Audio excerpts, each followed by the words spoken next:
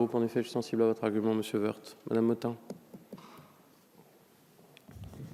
Merci, Monsieur le Président. Je vais la faire un peu moins biblique que la dernière fois. Mais juste pour vous dire, la valeur du point, elle ne baissera pas. C'est écrit à l'article 9 de ce projet de loi. La valeur du point, elle ne baissera pas.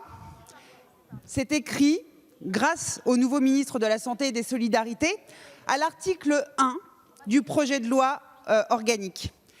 Et puis il y a une autre chose qui est écrite, c'est que les pensions ne baisseront pas non plus. Et ça aussi, c'est dans la loi organique que nous l'avons voté en commission, puisque nous avons réussi à voter ce texte, je vous le rappelle, ce qui n'était pas forcément gagné d'avance. Sur la réduction des inégalités, effectivement, nous le faisons envers les femmes, mais nous ne le faisons pas qu'envers les femmes. Nous le faisons aussi pour tout un tas de gens qui ont un métier, mais pas forcément le même statut. Moi, je tiens à le rappeler, c'est important.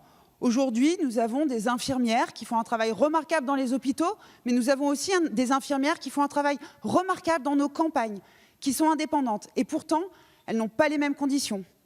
Nous avons des comptables qui font aussi un travail remarquable, que ce soit à l'Opéra de Paris, que ce soit à la SNCF, que ce soit dans les ministères ou que ce soit dans les entreprises.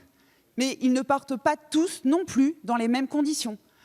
Je crois qu'aujourd'hui, dans notre société, l'équité, n'est pas forcément l'égalité, mais en tout cas, tout le monde a le droit d'être traité justement. C'est ce que nous cherchons à faire avec ce nouveau système universel de retraite.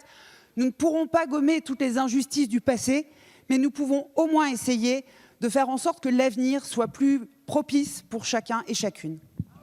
Merci. Monsieur Quatennens.